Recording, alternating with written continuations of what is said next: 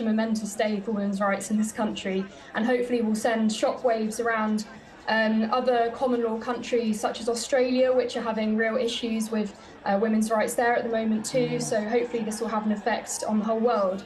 Connie, you were suspended, as we mentioned, from Leeds Student Radio. What did you say that was deemed so controversial? Well, I wasn't actually told exactly what it was that I had said that resulted in my permanent removal from my committee position. But the Free Speech Union and I believe it was to do with my gender-critical views.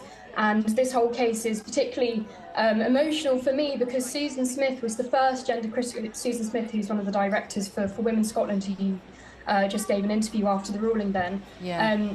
She was one of the first, I think the first gender-critical feminist that I ever spoke to, and realised that actually I did think this was a huge issue.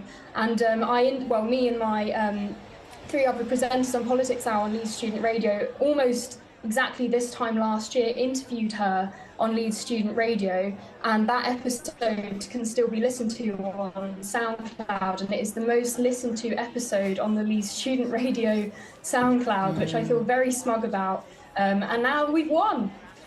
And what were you accused of being? A TERF. When I was suspended on the basis that essentially I was a health and safety risk to other members, that I hadn't acted in a selfless way, and that I brought LSR into disrepute. And therefore, the idea is that you... But I'm interested in who had made the complaint then. Is there some very vocal trans activists within your university at Leeds, within the student union, who made it their work to get you cancelled? Well, I will never know who it was who made the complaint, because I will never be told.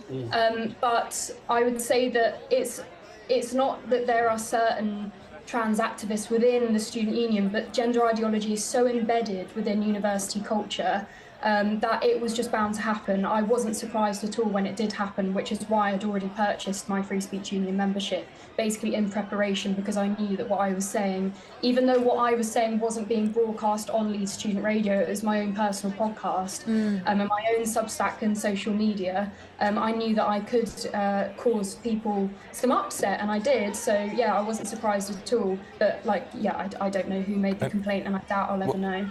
Connie, would you be keen to go back onto Leeds Student Radio? Well, not particularly. I mean... Go on. Come to LBC if you can. I mean, maybe LBC? You mean GB News? How dare you, Stephen Pound? I mean, No, they take people from the student radio. Why not go back on? To have your say. Why not go back on and have your say? You've been vindicated, after all, by this court ruling. Well, not necessarily, because they didn't overturn my appeal. When I appealed the decision, it wasn't overturned. But I think, they said that if I wanted to return and run again for committee, I'd have to write an apology to the station. Oh, Connie. Well, you know what? Don't do that. Their loss is Substack, clearly, and GB News' gain. We want you here on our panel talking such common sense, because the wheel is turning on this issue. And you have played a part in this. I know you said you aren't involved in the court case, but anybody who stuck their neck out, any woman who swam against the tide, should be celebrating this morning.